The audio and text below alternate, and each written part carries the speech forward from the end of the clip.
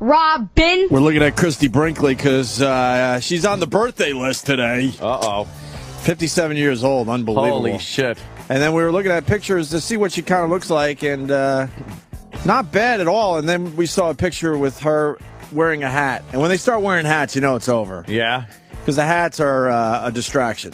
Is that what it is? For the older women, yeah. The old women. When they start wearing those fancy hats. Pop on the fedora. Not the winter hat, just, kind of the fedora derby. type. Right, exactly. A derby. Starting to cover up the hurt. The derby should make a comeback. It probably will. Everything else does. I wear a derby. You want to be a derby guy. A derby. A bowler hat. Hey, stupid Ryan Seacrest tweeted yesterday that you got to watch American Idol because they're going to be apologizing. I think Waddle Doodle? Sam's all about the pop culture. I don't know if it's happening tonight or tomorrow, but make sure you watch like in the beginning because they're going to apologize for something. And I think they're going to apologize. Yeah. Oh, they're ready to go? I'm not sure. No, Not yet, going. soon. Okay. And the rumor is they're going to apologize for wheeling out that vegetable. What? Yeah, because it was. How do you apologize for that? Basically, they got a lot of hate mail from people going, what did that have to do with the show? And just like we said. Why are they teasing an apology? Well, because that's what Ryan Seacrest does. He creates buzz. That's why he's got so many followers on Twitter. I think apologizing for it is a little sicker than even bringing her out. Yeah, he's teasing that there's some kind of apology, and a lot of people speculating that it's got to be when they rolled her out. You can make an excuse. You can justify it easier than you can apologize for it. I think you can say, hey, this guy, it's his girl, this happened. It's part of his life story. We do people's stories. What's your problem? Well, you uncomfortable with seeing people? You can really, lay into people that are upset with it. But to apologize for it is almost like, hey, we're sorry you had to look at this, fucking creature. Yeah, he said the girl had an accident and we were being empathetic, and we why not put her in the limelight for a minute? Although it's a network, so obviously they'll do the wrong thing. But the other thing is they're thinking that it might be that they left Taylor Hicks out of some kind of like all-star American Idol montage. Oh, okay, that's probably it then. Where they forgot about poor Taylor Hicks. Taylor Hicks sucked with his dumb fucking white hair. I forgot you weren't a fan. I hated him. I met him here at Sirius XM. He couldn't have been nicer. He's such a fucking nice guy. That's all he's got is being really a nice guy. I like his record label drop him. Oh yeah, he's had a tough time since Idol, but oh yeah. But I liked him, man. I liked him at the time because I thought he was very different, and he had a hell of a voice on him. Oh, this Peter Graves hair. Shut up. Ass. You're 27. Dye that. No one's gonna know. Yeah, come on. There's a little medicine on there. Medicine. I like Bobby calls it medicine. Ask Liam Neeson what he's been using. Go to a fucking Japanese restaurant and just make sure you don't get wasabi in your hair. Tip your head in. Alert, it is Groundhog's Day, despite the fact that there is a gigantic storm in the Northeast. And as you can see live in Puxatawney, Pennsylvania, they have just pulled Phil out of his hutch. The big question now is whether or not he saw his shadow when he was pulled out. You can see they've got TV cameras and whatnot. But what happens next is once they parade him in front of the crowd of thousands there, within the next 10 minutes or so, one of the officials there in Puxatawney, Pennsylvania, will make a declaration whether or not he saw his shadow. So stand by for that. In the meantime, remember that? back to the studio. I hope he mauls somebody. Prognosticator of prognosticators. Yeah, exactly. Oh, I fucking has determined that on this day, shut up. And to the people out there that say, why does the rest of the world hate us? This is why. Look at that. This is why. They're spending a lot of time on the news over this dumb groundhog, and they're having a revolution in Egypt. Yeah, there's a revolution in Egypt, and there's dummies with fucking top hats and a fucking giant rat trying to figure out what the weather's going to be. Right.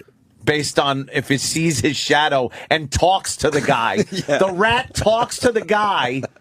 Oh, of course, he's got a Steelers fucking But you know what? It's all these idiots that show up there. Yeah. If no one showed up or covered it. But those people don't give a fuck. It's a party. They're all just trying to get laid. Yeah. Oh, here he goes. Oh. Instructed which scroll to read. Oh, listen to this, douche. It sure is cold today. Shut up. How cold is Hear it? ye, Cold hear in the ye, D. hear ye. on Gobbler's Knob on this beautiful Groundhog Day, February 2nd, 2011. Punxsutawney Phil was raised from his burrow by the call of President Bill Dealey. He greeted his handlers, Ben Hughes and John Griffiths, and after casting an inquisitive eye towards thousands of his faithful followers, he proclaimed, the Steelers are going to the Super Bowl! Going to the Super Bowl? When you say win the Super Bowl, yeah, dummy, we know, you hack. We know they are. Back to the business at hand.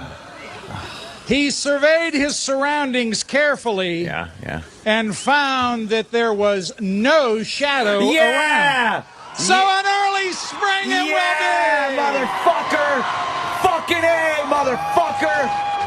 Now let's kill the groundhogs! Just fucking, spike them like the you would a football. sky is clear. Prepare yourself for warmth. Well, that is huge news, everybody. We love Phil, everybody. He didn't get the chant going, did he? No, he tried though. He tried. By the way, someone is being squished by a tank as we speak. Exactly. Exactly. Oh, God. That's that guy's whole job. Yeah, now he has 364 days to wait to do that again. That's all he does. Why are they interviewing the gopher? All right. We're watching to see what the determination is from the groundhog. What? They already said it, asshole. Do not expect him to actually speak into that microphone. But this is a tradition for many, many years. But thank you very much for coming. That concludes Phil's 125th birthday. And what happened? For those well, of you sticking around, he did not see his shadow, which means it is actually an early spring, Oh, which on the day of a gigantic blizzard is exactly what we want to hear. I wish it would just lay its big fucking teeth into that guy's That's the neck. earliest they've ever done that at Punxsutawney. Really? Very well. All right, straight ahead on this Groundhog What a Day. shitty Look at this. show. They punched, kicked, They and really then left don't him put on- hanging that's- from a fence. Now, What a shitty show they That got. is pretty much the big moment. That's the money shot of Groundhog Day. Look, and they suck.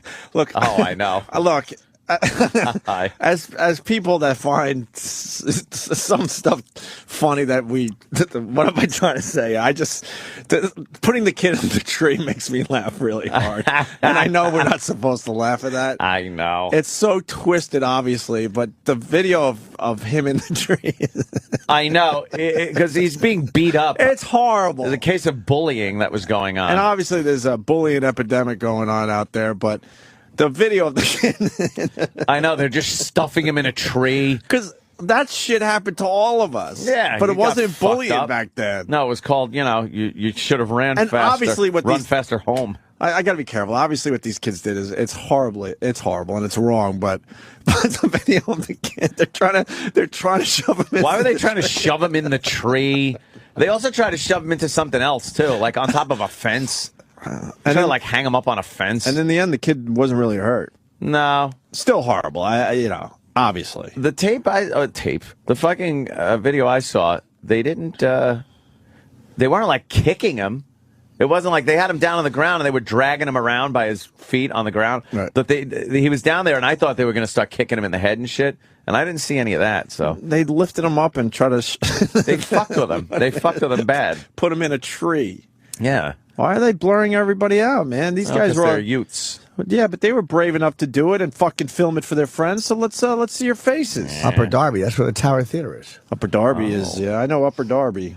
And look, now that they're dragging him by his feet, Yeah, but this part. and then they pick him up, and now they're trying to hang him on a fence. This is actually news, though. Some kids put another kid in a tree. It's like, Yeah, because look, this guy's angry. We will not have this happen. It will never. Hate their fellow students and make the streets unsafe.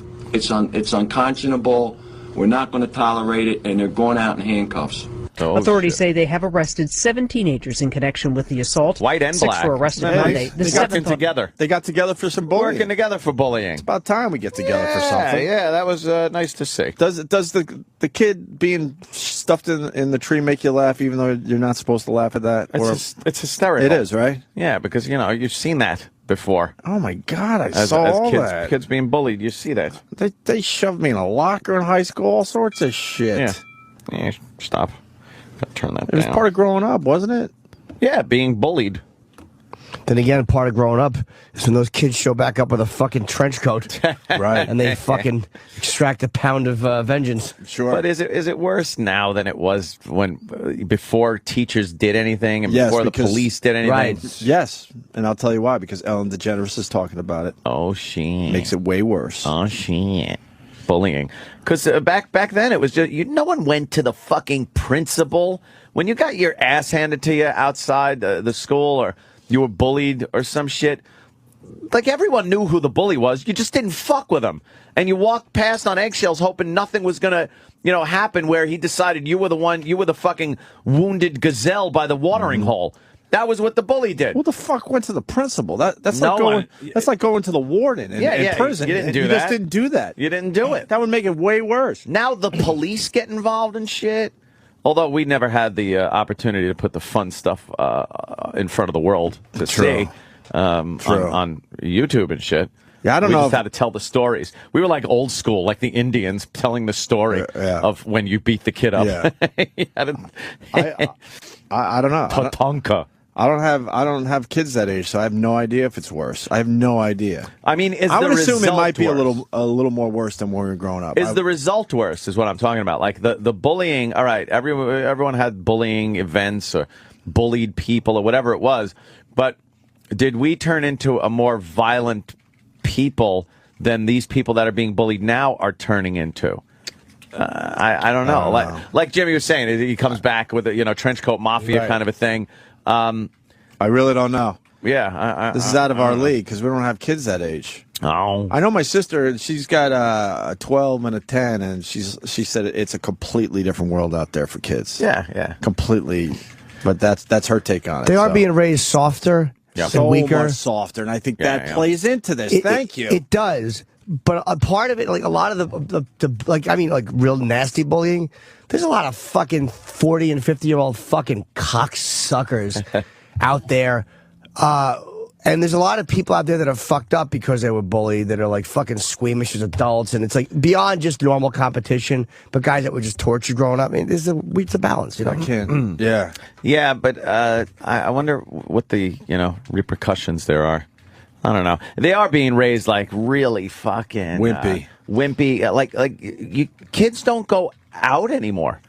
You don't see them like riding their bikes around fucking and just being out doing things. That's a good point. We were thrown out of the house as kids. It's like, get out, do something, go. You got home from school, and you were in maybe for a quick snack, right? And then you were gone for hours. And then you were gone until at least dark. And your mother Every never day. knew where you were. Your father, they didn't know where you went. You just know you went out with friends. I'm going out with my friends. All right, whatever. Remember when you did stay home? Maybe because it was still in the middle of a snowstorm or rain or whatever. Yeah. And it just felt weird. It was weird. It was that you were odd inside. to be inside. And then we'd go traipsing around in the woods. Oh, yeah. It turns into like Lord of the Flies. You're just fucking throwing rocks, building forts, and throwing things, breaking shit. Man, you're right. You don't really see kids out anymore. Kids aren't out. They're not out playing anymore. As much. Yeah. We had neighborhoods where I grew up where it was like every weekend you couldn't even like drive around. The adults couldn't drive around because the streets were just kids with bicycles and fucking, we'd play war and shit. We get little guns and you run around the yards and playing and shit. No one does that anymore. They lock their kids up in the house to keep them fucking safe because there's animals out there, I guess. I don't know. Or the perception. I think the news has scared the shit out of parents too. Because, there are horrid people out there doing horrid things, but again, is it any more than it was? Nah, you're always going to lose a few to some kid touching. Of course. Just a few. Happened but then. What are you going to do? You got to deal with the overall numbers. Yeah. Because you got to look at the percentages. You can't save everybody. Percentages. We got to sacrifice a few of the little fuckers. I don't know. What do kids do these days? Like video is it just games. Computing? Are you kidding me? Computers. You don't go out. And they all got phones. Phones. Go to the mall. My 10-year-old niece got a phone. Could you imagine having a phone at 10? How cool that would be. I couldn't use the phone at 10 in the house. Like that phone. I had to like, could I ask call? permission? Yeah. Don't tie up the line because there wasn't call waiting. Yeah, don't tie it up. And no long distance calls. Long distance. Who you calling? Long distance as a 10, 11-year-old. Yeah. Anyone still doing the prank call, or is it too easy to get caught? Too easy to get caught. Remember how much fun prank phone calls were as kids? That was drugs. Yeah. For me, that was doing drugs on the weekend. If you had like friends over and you just grabbed that phone and had the balls enough to start dialing and making prank phone calls, you would laugh your ass off, and it was such a feeling of satisfaction. It was just the greatest thing growing up. Did you buy into the fact when the guy on the other end said, I know where you live, and you were freaked out the Sometimes rest of they the would day? freak out. Yeah, like, yeah, I don't yeah. know, maybe he just does. I don't know. There's no call waiting or anything, but he goes, I know where you live. I don't know. And the whole day you're just in this paranoid state, like, does he? Maybe, did he recognize I think my voice? he might know. Oh, fuck. I remember pranking once a bad call, and this was always the ballsiest thing you could ever do, is dialing 0 and pranking the operator, because you would prank the operator, and then you'd hang up and pick up your phone, and for like 5 minutes you wouldn't have a dial tone. Like, she'd pull the fucking plug on your phone. Right, because they're trying to trace it. And you'd start freaking out like they're tracing it, they're sending the cops. You'd then look out the window thinking the cops are going to come for a prank call. That takes balls. It was scary. I don't know if I ever did that. It was usually a friend that was fucking up. It's like, you don't prank the operator, you asshole. It was usually the friend that discovered pot first. That's like whacking out a made man. Yeah, look, can we just call the bowling alley? We have to call the operator, really? Bowling alley, ask him if you've got 10-pound balls and Exactly. hang up. It's fucking, we'll laugh our asses off and fucking. It's a classic. Eat a whole pack of Hubba Bubba. It's fucking great. I used to love. Night is set. I used to call. When I was in high school, we'd get stoned. And I used to call these like places where nuns were, where they were where there was like this sisterhood or whatever it was. A nunnery, a convent. It was like a place that was nuns. it a convent? I don't know. The convent Santanko. I just don't remember. It was something that nuns ran or whatever, and I would always call and say that, like, you know, my older men were having sex with me, and oh no, you didn't. Oh yeah, constantly. Holy shit! What are you talking about? Yeah, we would just giggle. How come you have to turn? We're talking about this innocent with my little friends, childhood thing that we Jimmy would do. Always has to take it way further. You know, do you have as a Prince child. Albert in a can? You better Right. let him out. Hardy har, hang up. And you have to talk about calling nuns and telling them you had man dick in your ass. Yeah, that was being sexually abused. I called a bomb. I told you a bomb's threaded to my high school. Holy shit. We were all stoned. And I remember they said everybody had to leave the school and walk out. Because I was convincing. Wow. That's 1985. I think the statute of limitations doesn't run out till tomorrow. No, yeah, let us. Now you're in. I was stoned. What are you going to do? I was fucking high. We were all laughing. My friend's house. I know. Yeah, Danny's You can't right. do it now. I've been really high. I've never called in a bomb threat anywhere. If you knew when I was even younger where I tried to call, I called the White House. I was very young. I was probably 12, 13. And I forget how I got them. I had the operator put me through or something from the a public library. Was it Reagan? Who was in? Oh, you were God. 12? You know what? 19. It was probably Reagan, beginning of Reagan. I mean, 13. Yeah, end of Carter. And I remember calling in. What'd you want to say? Bomb scare, yeah. To the White House? Yeah. What were you going to do? Wow. You got through. I don't know. I was just, you're 12. You're not You wanted to see if you could do it. Yeah, I used to call the FBI all the time. You don't think? You were really on the edge. I was antisocial. Yeah. You're really like... I don't even know if it went through. It might have just been the operator. Like, I don't even know if she actually got me through to the White House. You were one of those kids like that. If my mother used to keep tabs on our friends a little bit. And you were one of those that she would say, I really don't want you hanging out with that boy, that Jimmy Norton boy. I think you'd be that kid. I never knew when the joke was over. I remember, I was thinking this morning on the way in. I was listening to this song by Kiss called Do You Love Me? And at the end of the song, they just keep repeating, Do you love me? It just keeps repeating it. But I remember me and my friend Lutzy were listening. Lutzy? Yeah. You don't see Lutzys anymore. No, there's no Lutzy. Can Lutzy come out and play? I was at Lutzy's house, and the Kiss record was playing, and every time they would say, do you love me? I would just scream, no, and jump up and pretend I was stepping on the record. But it happened so many times that it just got uncomfortable and unfunny. And his father came in and was like, could you be quiet? There we go. There it is. Do it, Jimmy, yeah. Stomp on that record. No. No. That's an Edison, though. I was like in 3rd grade or 2nd grade. Yeah. No. I remember this one. No. It was just like trying to be funny. Do you ever hear songs today and remember where a skip was in the song? Oh, yeah. There's a That's fucked up, yeah. the song before, I was Kiss Destroyer, and on the way in, we're gonna listen to the whole song. Yeah, right. There's that song called "Flaming Youth," which I don't know what that was about. Paul Stanley sang it. But there's this sound, "Getting It Together to Break Out of My Cage" is the line, and my record would skip, and it would go "brage," like it would ache out of my cage, would be taken out. And I hear that now, and that's 30 years ago, and I still fucking wait for that skip. That's fucked up because I know exactly what you're talking about. That's happened with a few songs where, yeah, you played them on a record so many times, and it skipped in the same place. Yeah. And and you hear the song now, and you expect to hear the skip. You ever put a nickel on it or a penny to try to fucking make it not skip? Yeah, yeah. But then it just makes the rest of the song slow and not skipping. Yeah. Sometimes the needle would be so fucked up it would just go whoop right across the whole record. I was so bad. Like, I used to always not know what the lyrics. Like I would always misinterpret lyrics and think they were saying other things. And you would sing along to it. Wrong lyrics. Yeah. I was wrong lyrics kid. Wrong lyrics. You got an example? Kid. No, yeah, I was. No, but in the beginning of "Do You Love Me," the line is, "You really like my limousine," but I didn't know what that was at that age. I thought he was saying, "You really like Maji Mosey." What was that? Isn't he the contender to take over in Egypt? I didn't know what that meant. The contender. The contender. Fuck, It's embarrassing. That is embarrassing. You really did do dopey things as a kid, and you kind of like they're so embarrassing sometimes when you think about it. Once my cousins came up from like Maryland, and we went in the backyard to play, and I thought we could fish.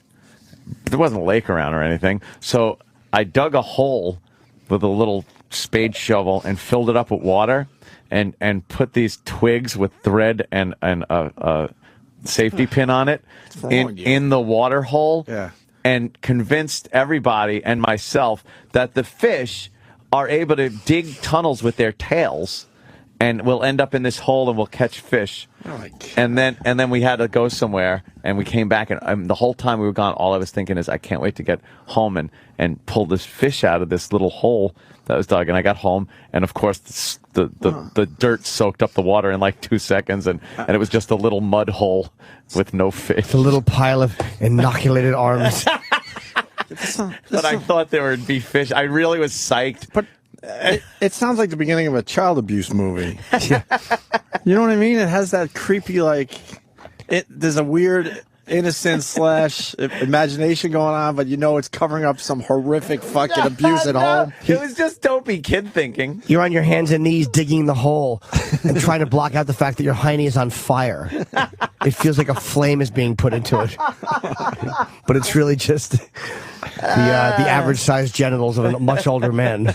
Jesus. But it feels like fire in your backside. Fire in my bunghole.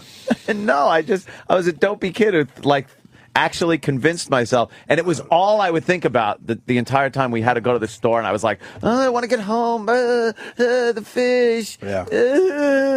And I think I started crying when there were no fish. And that could mean just horrific shit. Of course, I would cry at everything. I used to steal movie lines and like try to make them my own. Oh no! Like what? Like serious ones? Oh yeah. Oh no! Yes. Not like doing funny comedy like lines. You would try to make people think that you came up with this shit? I would just like say them. Like I remember there's a scene. Would you change it? If I had to. But I remember there's a scene in Guess Who's Coming to Dinner where Sidney Poitier yells at his father. His father was like a postal worker. My dad was too, so I used the same speech on my dad. No! It was really I remember seeing bad. that. Yeah. Did he know you were using it? I don't know. He had to. It was like, wait a minute, my kid's That was a big doing movie. So there's one line in there that says, you think of yourself as a colored man. I think of myself as a man. I don't think I said that. Yeah, I wouldn't have thrown that in. Probably not appropriate. It's embarrassing. Do you remember one line from it that you actually said to him about postal worker? It was something about, I don't care if you carry that bag 30 or 90,000 miles, you did what you were supposed to do because you owed me, like, as the son. It was a good speech. It's a pretty good monologue. Because it was written by a fucking, like, an Academy Award-winning writer. It was pretty good when Sidney Poitier said it. Yeah, when he delivered it. Not Jimmy Norton. Young, fucking plagiaristic Jimmy Norton. It wasn't bad. It wasn't as good when I was standing there on my steps in North Brunswick, like, in my house, yelling it up at them. Trying to shoehorn it in. Just trying to use it. And they were just reading the paper, ignoring me. Who cares? That's hilarious, dude. Auditioning little faggot. Oh, how fucking, ew. Cringy, dumb kid stuff. This guy had a prank that shut down his whole high school. Bill in Brooklyn. Bill.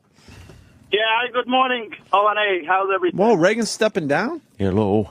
Why? Oh, look at that. Why is he stepping? I don't know.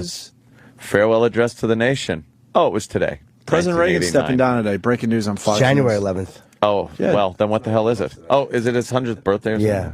What? Whatever. What happened? Reagan appointee hands. Oh, it was a Reagan appointee that handed down the ruling that healthcare law is unconstitutional. Did I ever tell you one of the first jokes I ever wrote, like when I first started doing comedy? I was about Reagan. And I was like, yeah, Reagan was... Reagan. Oh, no, I didn't write it. Actually, it was what I did before I did comedy. I thought it'd be funny if I said, like, yeah, Reagan was an actor, now he's president. He's still acting. Hey, let's go to Bill in Brooklyn. Bill, what do you got for the show? Hi, good morning, O&A. Who's the first lady? Jane Wyman? Basically, about 20 years ago, we before school sessions began, we shoved a boombox in a air-conditioned vent in one of the classrooms, and I plugged it in before classes so that it should be able to blast during classes. And we attached a contraption, the clap on, clap off. And as the sessions began, our class basically gave a loud clap, and the music went throughout the whole high school through the vents of the air condition. Principal comes running in, asking where the noise is coming from. Our teacher points to the vents of the air condition. He says, yeah, in my office it's coming through there as well. Took them a while to figure it out. We just clap on, clap off. Music went on, music went off. Took a whole day until they figured out what happened. But the whole high school had music for the day, and it was they couldn't figure it out. Anyway, punching out.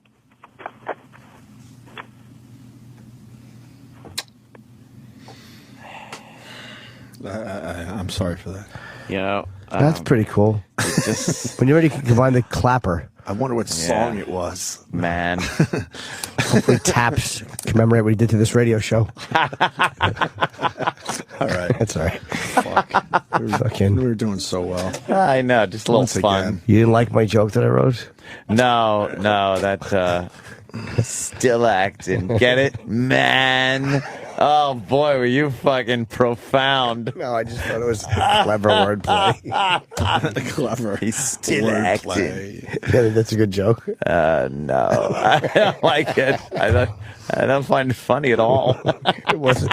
It's not a home run. Fucking it's horrible. Do you know one of the first jokes I ever did on stage? And this is at the Varsity Pub in 1990. It was stupid. I said something about a black hole. They found a black hole, and it turns out it was just Oprah laying spread eagle. No, you didn't It was a say big that. Oprah pussy joke. That was one of the first jokes I ever did on didn't stage. say that. Did it get a laugh? No, why would it? It was horrible. Of course not. Got exactly what it should have. A 0. And uncomfortable stares. I didn't know that there was inappropriate jokes. Inappropriate. Oh, you didn't know? No, it wasn't even. It was just 'cause it wasn't a good joke. It was just, you get it. She's a big pussy and she's It's black. so, was it hacky back then? No, it was just terrible. It's black hole jokes, and then equating it with a colored woman's pussy. Yeah, and a fat colored woman. Wasn't there Colored woman. an Oprah crack joke? Oh, I don't That know. one- yeah. What was the Oprah crack Something about, joke? Old school. Smuggling how many something pounds of crack in her pants. Yeah. I was a don't terrible know what it joke. was. It's an old school joke we all told. So Hey, we're going to go to break. It's Black History Month. yes, it is. We're changing it up a little bit and doing black tweets. Black tweets. You know, And maybe we'll throw in some old school black history stuff that like we've done in the past. because some of those tweets are great. Yeah, the blacks really know how to tweet. Oh boy. Here's one for Black History Month. In honor of Black History Month, the Opie and Anthony Show proudly takes a look at some of the most inspiring and intellectually stimulating African Americans on Twitter. Today's tweet comes from Slime Nasty with an E. I'm scared. Who writes, "Why are these niggas so loud at 10:30 in the morning? Take y'all asses to sleep. Guess I'm woke for now." Well said, Slime Nasty. Stay tuned all month as we continue to celebrate the advancements of the African American culture here on the Opie and Anthony Show.